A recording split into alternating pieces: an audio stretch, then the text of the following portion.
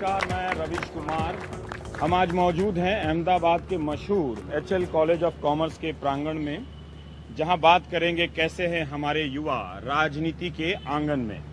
इस चलताऊ और चिरकुट तुकबंदी के पीछे वजह ये थी बताने की कि हमारे राजनेता युवाओं को इस तरह से पेश करते हैं जैसे वो कोई डिब्बा बंद उत्पाद हो जिस पर 2040 की एक्सपायरी डेट लिखी गई है।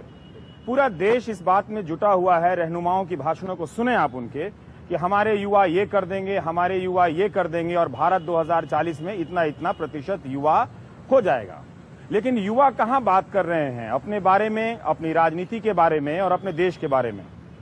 उनके जरिए और उनके नाम पर जो बात कर रहे हैं वो सब 60, 70, 80 साल की उम्र में पहुंचकर खुद को युवा बताने लगे हैं। गुजरात चुनाव के दौरान जब यहाँ की राजनीति काफी बदल रही है और मुद्दे बदल रहे हैं, ऐसे में जब विकास का मुद्दा प्रमुख होने लगा है तो यहाँ के युवा क्या सोच रहे हैं अपनी राजनीतिक भूमिका के बारे में। उन्हें क्या लगता है कि जो विकास की राजनीति नरेंद्र मोदी की तरफ से पेश की गई है उससे वो कितना सहमत हैं। और एक तरफ से दूसरे भी इस कॉलेज के छात्र हैं जो मुखालफत करेंगे, जो विरोध करेंगे, जो नरेंद्र मोदी की राजनीति से सहमत नहीं है। यहाँ पर कोई बड़ा वक्ता नहीं है क्योंकि बड़ा वक्ता मंचों पर जाकर टीवी के स्टूडियो में भाषण दे रहा है। एक छोटी सी कोशिश है कि जो बड़ा नहीं है मगर छोटा है और युवा है वही आपस में बात कर लें। नरेंद्र मोदी के पक्षधर छात्र यहाँ पर बैठे हैं। इनमें से हैं वार्ताली, में परिचय करा दूं, जैनिल हैं, आशिमा हैं और सचिद हैं। ये लोग तरफदारी करेंगे और विरोध करने वाले हैं जयराज हैं, यहाँ पर प्रफुल्ल हैं और रुस्तम दलाल, नील दत्ता रॉय, ये लोग विरोध करेंगे। ये इमारत काफी ऐतिहासिक है अहमदाबाद की। 1936 में ये कॉलेज, इस कॉलेज की इमारत कायम की गई थी। तब से इसने इस शहर के इतिहास को और आधुनिक इतिहास को बनते बिगड़ते काफी कुछ देखा होगा। सचिद, हम आपसे ही जानना चाहते हैं कि क्यों आपको लगता है कि नरेंद्र मोदी को तीसरी बार मौका देना चाहिए? क्यों आपको लगता है कि वो जो विकास की राजनीति कर रहे हैं उसमें कोई खोट नहीं है और उससे पूरे गुजरात को फायदा हुआ है? मैं ये कहना चाहूंगा कि मोदी साहब ने एक स्टेटमेंट दिया था जिसमें उन्होंने कहा था कि मेरे 10 साल तो यहाँ गड्ढे भरने में निकल गए। जो उनको, उनके हिसाब से जो गुजरात है, जो गुजरात का सपना उन्होंने देखा है वो खड़ा करने के लिए उनको एक मौका देना तो बिल्कुल बनता है। वो कौन से गड्ढे थे जो भर रहे थे यहाँ? वो गड्ढे जो थे जो पिछले 45 सालों के राज में जो नहीं हो पाया, जो नहीं कर पाए लोग, वो जो उन्होंने किया, द बेसिक इंफ्रास्ट्रक्चर जो उन्होंने डेवलप किया वो आज तक कोई नहीं कर पाया। क्या जयराज, ये गड्ढे भरने में 10 साल लग गए, अब गड्ढे के ऊपर गमले लगाने में 10 साल और चाहिए? गड्ढे भरने की तो बात छोड़िए, और कितने गड्ढे गाड़ दिए उसके बारे में अगर बात करें तो बहुत ज्यादा ऐसे मुद्दे निकल सकते हैं। जैसे उन्होंने कहा 2015-16 में ऐसी कई चीजें देखने को शायद मिल सकेंगी जो शायद 2020 में देखने को मिल सकती थी, लेकिन 2005 में जो रिवर फ्रंट बनना था वो अभी तक नहीं बना हुआ है। यहाँ पे हम बात करते हैं नर्मदा रिवर फ्रंट की। नर्मदा का पानी यहाँ पे आने वाला था। 2005 में उन्होंने 1000 दिन में खत्म करने की बात की थी। आज तक अभी तक उसका काम चल रहा है। बहुत सारे काम अभी तक नहीं पूरा हुआ है। सबसे बड़ा साबरमती का, सबसे बड़ा जो नर्मदा का सरदार सरोवर प्रोजेक्ट के बारे में बात करते हैं तो आज तक उसका पानी अहमदाबाद के कई गांवों तक नहीं पहुंचा है। आप और गांवों की तो बात क्या कर रहे हैं?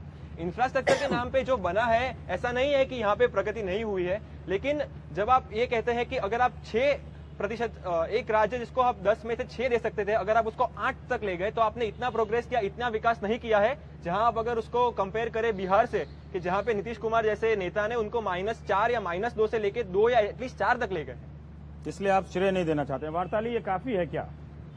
मैं नहीं मानती, क्योंकि 10 साल पहले जो गुजरात था आज वो गुजरात बिल्कुल नहीं है। जो पानी पीने के लिए लोग तरस जाते थे, जिस खराब पानी की वजह से लोगों की हेल्थ बिगड़ती थी, जान जाती थी, आज ऐसा नहीं है। जो पानी पहुंचना चाहिए हर जगह पे, कुछ जगहों पे अगर नहीं भी पहुंचा है, लेकिन ज्यादातर जगह जहां पे जरूरत है वहां पे पहुंच चुका है। अगर -2, -4 से 2-4 तक लाए हैं तो हमारे स्टेट की कंडीशन भी इतनी बुरी ही थी, क्योंकि पहले केंद्र सरकार ने इतना कुछ गुजरात के लिए सोचा नहीं था जो मोदी जी ने 10 साल में कर लिया है। तो मेरे हिसाब से अगर वो 6 है तो 8 लाने के लिए उन्हें मौका देना ही चाहिए, क्योंकि और वो इतना कर सकते हैं जो रिवर फ्रंट नहीं बना है। अगर हम उन्हें मौका ही नहीं देंगे तो कैसे बनेगा? अगर आधा काम उन्होंने किया है तो पूरा भी उन्हें करने का मौका देना ही चाहिए। क्यों नील? गुजरात 13 पोजीशन पे है पॉवर्टी इंडेक्स में। हंगर इंडेक्स में, पॉवर्टी इंडेक्स में, ठीक है। पर बिहार भी फास्टली उसके पीछे पीछे अप्रोच कर रहा है। तो अगर मोदी को हम चांस देते हैं तो प्रोबेबली पता नहीं, डिपेंड करता है कि वो कैसे करेंगे वो काम। जी, मैं तो सिर्फ इतना कहना चाहूंगा कि ने बताया कि प्रगति हुई है, ये बात गलत नहीं है। तो कहीं ना कहीं सामने वाली जो कक्षा है जो कहते प्रगति के हम वो एक मिथ है, वो लोग भी कहीं ना कहीं अग्री कर रहे हैं कि कुछ प्रकार की प्रगति हुई है।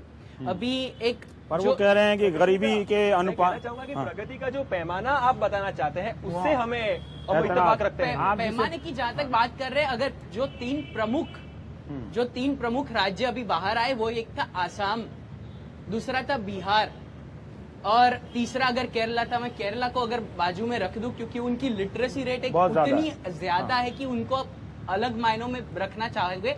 तो जहां तक आसाम और बिहार की बात है, तो ये सब ऐसी बात हो गई कि इंग्लैंड टीम अगर इंडिया को हरा के गई तो इंडिया बोल रहा है कि हम जिम्बाब्वे से तो अभी भी बेहतर है। बात ये नहीं, आप किससे कंपेयर कर रहे हो? -2 से जो 4 पे आया है, आप बोल रहे हो कि वो बेहतर है। जो 6 से 8 पे ले गया वो ज्यादा टफ होता है। बोलना चाहेंगे जो कह रहे हैं कि एब्सोल्यूट ग्रोथ नहीं है, कहीं भी 100% नहीं हो सकता है, लेकिन जो 1% है वो पहले से कहीं ज्यादा है, यही कह रहे हैं ना आप? Exactly. हाँ, बिल्कुल भी मैं सहमत नहीं हूँ। हाँ। क्योंकि पिछले 10 साल की अगर हम बात किया जाए तो ग्रोथ रेट डबल डिजिट्स में हुआ करते थे, वो हाँ। सिंगल डिजिट्स पे आ चुके हैं। अगर हम HDI की बात करें, जैसे नील ने बोला, 10वें स्थान पे आ चुके हैं। जो विकास बोल रहे हैं ये लोग, इंडस्ट्रियल ग्रोथ जो मेन है गुजरात के, फिर तो मैं यही बोलना चाहूंगा पिछले 10 जो साल में जो प्राइमरी हेल्थ सेंटर है, जो हेल्थ के लिए मेन इंपॉर्टेंट चीज है, जो रूरल एरियाज में, वो सिर्फ 13 बने हैं।